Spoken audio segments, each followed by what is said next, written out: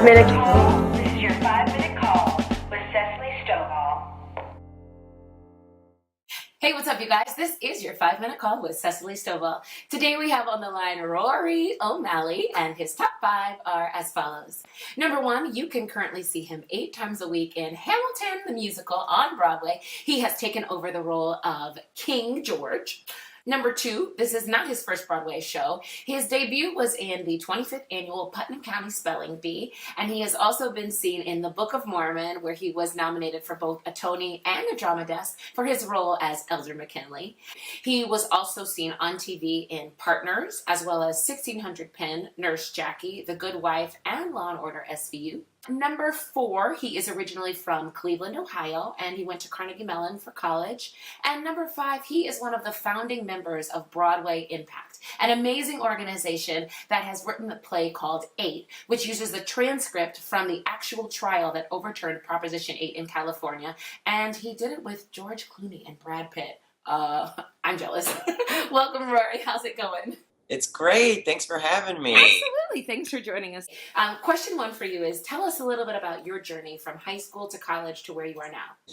Yeah, well, I went to high school in Cleveland, Ohio, at St. Ignatius High School, an all-boys Catholic school, and I, at that time, was sure that I wanted to be an actor. I went to Boston University for a summer before my senior year and realized that was what I wanted to do for college. So I applied my senior year to a bunch of different colleges, including Carnegie Mellon, and got in there as an actor. I didn't actually apply for any musical theater schools. I couldn't dance. And then I got to school at Carnegie Mellon, and my class you're split up into actors and musical theater students. And I started taking voice lessons with one of the voice teachers. And she also was teaching another classmate of mine who was in musical theater named Josh Groban. And Josh left because he got a record deal during our first semester. And I don't know whatever became of him, but I ended up taking his spot.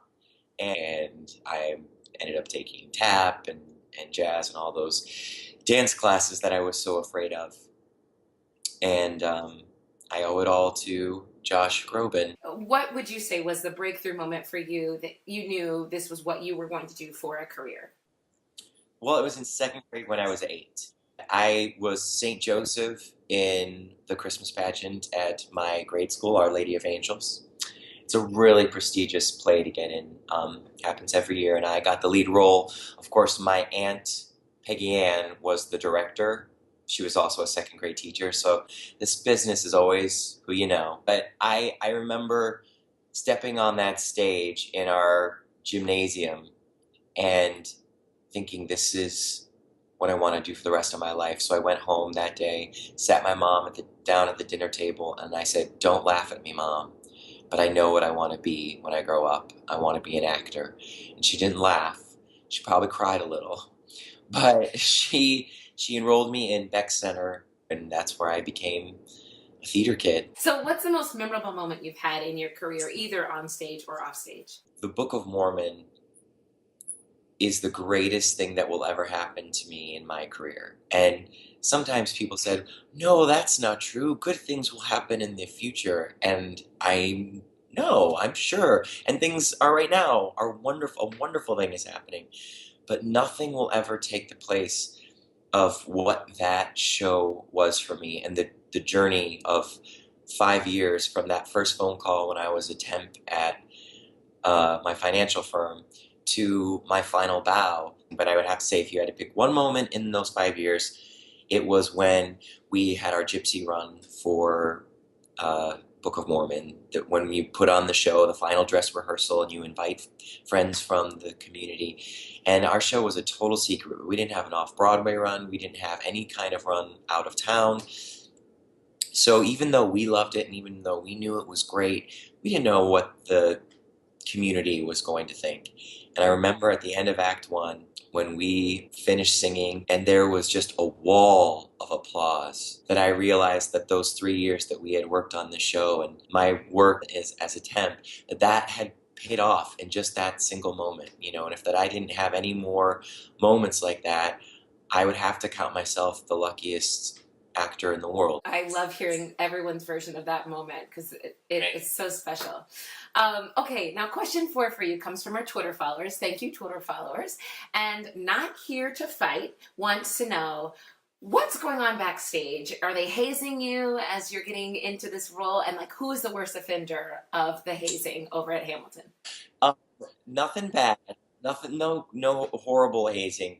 Of course, I think that everyone's seen the coronation where they put the garter on my leg, and that is something that Brian Darcy James started when he passed on the crown. I think part of my hazing has been, oh well, when you go over here, this is what Jonathan would do. He would dance here with this person backstage, and then there's this one moment where some of the crew backstage has been kind of playing in this, and I open up the cabinet so that they can put some of the muskets away, because that's what Jonathan did. And Jonathan also sang what was going on stage at a certain time. So there's a lot of like backstage stuff that I didn't know about, and I'm getting a little worried now that they're just coming up with new things that, like, oh well, Jonathan stood on his head in the corner. I'm like, okay, well, if Jonathan did it, I have to do it. And you know what?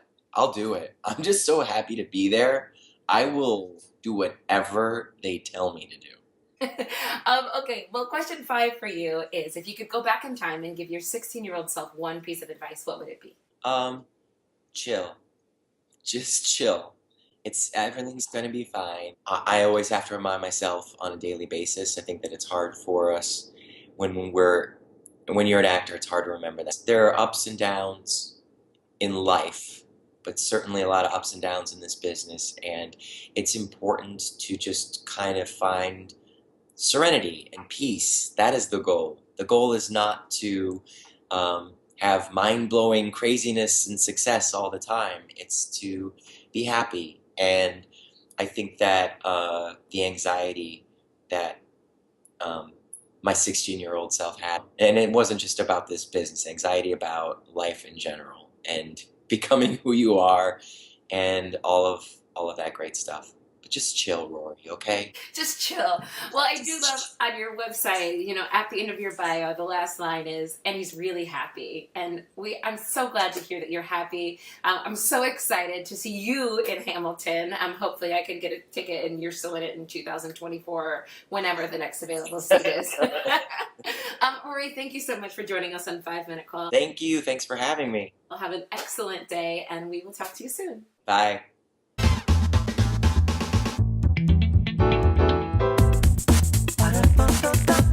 Don't